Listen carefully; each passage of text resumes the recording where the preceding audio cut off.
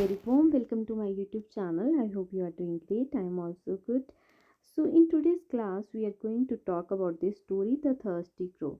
So, before understanding this story, first of all, let's understand which tense we use to tell this story.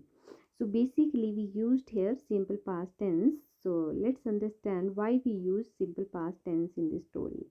We use the simple past tense because the story tells us about events that happened in the past and already completed.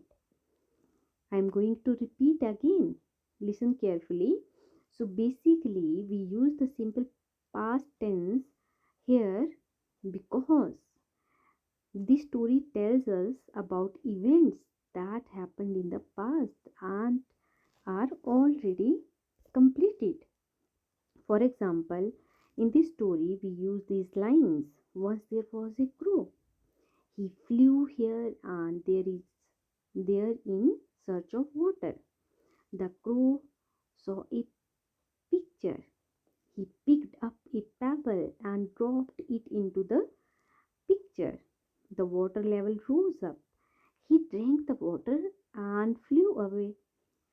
Here we basically use the verbs these like was, flew, saw, picked, dropped, rose, drank, and flew. These are the second form of verb that are be used in the story.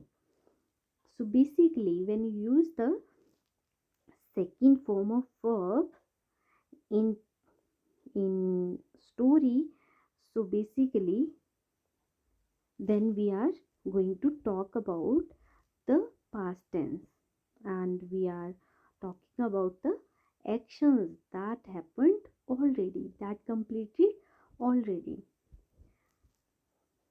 So now let's understand this story in the simple past tense. Once there was a crow one hot summer day. He flew here and there in search of water. He was very thirsty. At night, at last, the crow saw a picture near a house. He quickly flew down to it, and there was a little water in the picture, but the water was very low. The crow could not reach the water with his beak. He thought for a while and saw some small pebbles nearby. He got an idea. He picked up one pebble and dropped it into the picture. Then he picked up another pebble and dropped it into. He kept going or doing the same again and again. Slowly the water level rose. At last the water came up to the top. The crow drank the water and quenched his thirst. Then he happily flew away. So basically, this story teaches us that we should never give up when we face problems in our life. With patience and clever thinking, we can find a solution to every difficulty. So basically, the moral of this story is where there is a will, there is a way. So that is all about for the today's class. Thank you so much. Bye bye. Take care. Keep learning. Keep growing.